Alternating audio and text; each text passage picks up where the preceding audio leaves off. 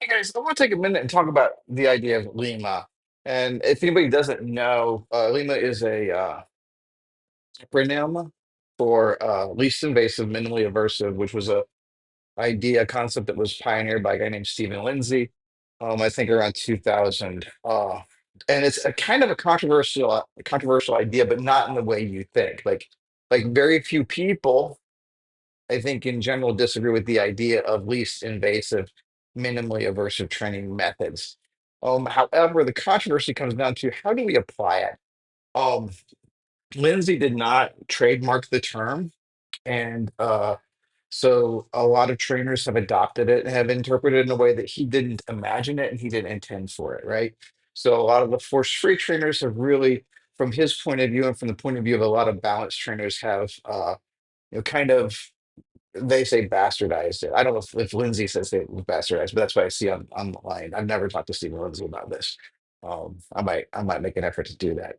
But a lot of trainers say it's been bastardized and is used to support a force-free agenda. Um, but that's not what I want to talk about today. I think that's an interesting conversation to have. And like I said, I might see if I can contact uh, Lindsay and see if we can have a chat about that because that might be fun and interesting. But what I want to talk about is this idea of applying the principle. So, like, I saw a comment today says, well, that's just balanced training. Like, that's what balanced trainers do, at least aversive and minimally evasive. But I don't think that's necessarily true.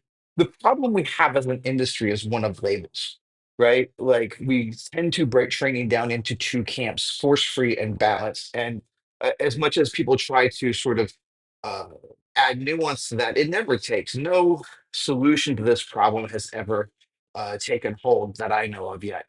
Um, Either you use some form of aversive control or you do not, and that determines your camp. And a lot of people say, I don't want to label myself, and I hear you, I get that.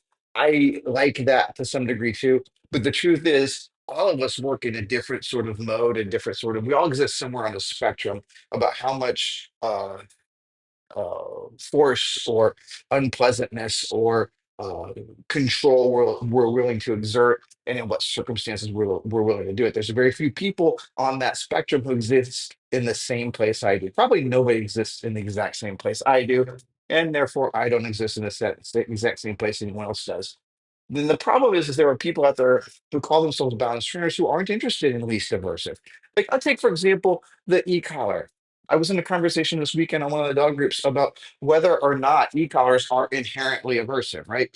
And again, I don't want to get into the argument there. I've had that argument online, and I probably will make a whole video about that. But the issue I have is this: there's an entire philosophy of e-collar training that says is a waste of time and even immoral to to condition low level e-collar responses, right? They're not looking for the least invasive or minimally aversive. They want to stop the behavior immediately. And again, I'm not going to get into the morality of that. I'm not going to get into the ethics of that.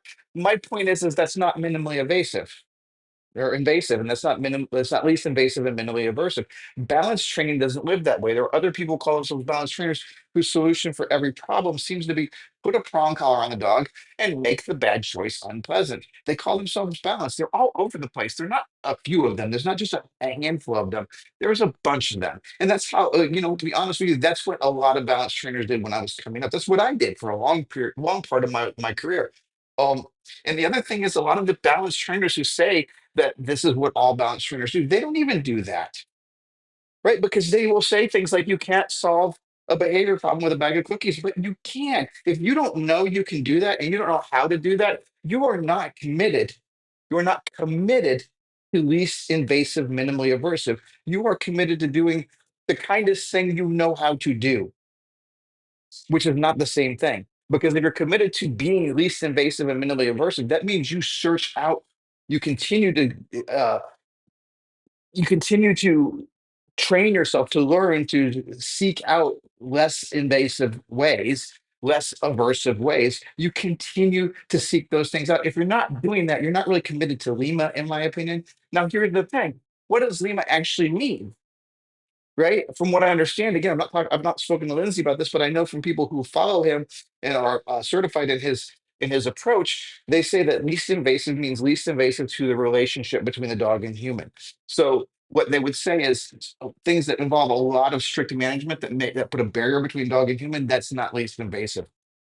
And of course, minimally aversive, I think, is pretty clear. And the problem is those two ideals are sometimes at odds, right? Like I remember I used to watch a judge show on TV where this judge was like ruling a superior court or something like that.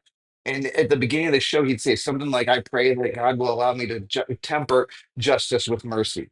And justice and mercy are diametrically opposed ideas. They are in conflict. And this judge was trying to point that out that I want to be just, but I also want to be merciful. And I've got to find out where that line is, where the perfect balance is. And I think with Lima, there's an interpretation thing.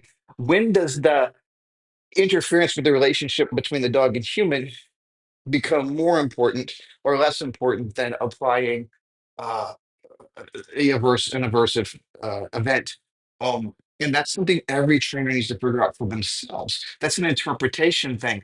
Like we can all agree that we want to do that, but we all have to decide for ourselves in this situation whether this bit of management is more problematic than using the aversive control.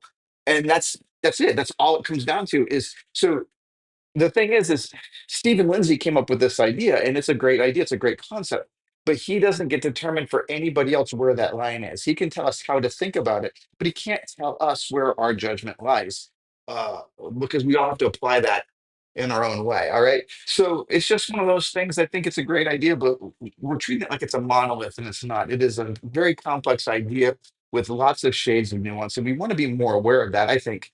Um, so anyway, that's just something I was thinking about this morning as I was reading stuff. So those are my thoughts. Let me know what you guys think, and we'll see you later. Thanks for watching.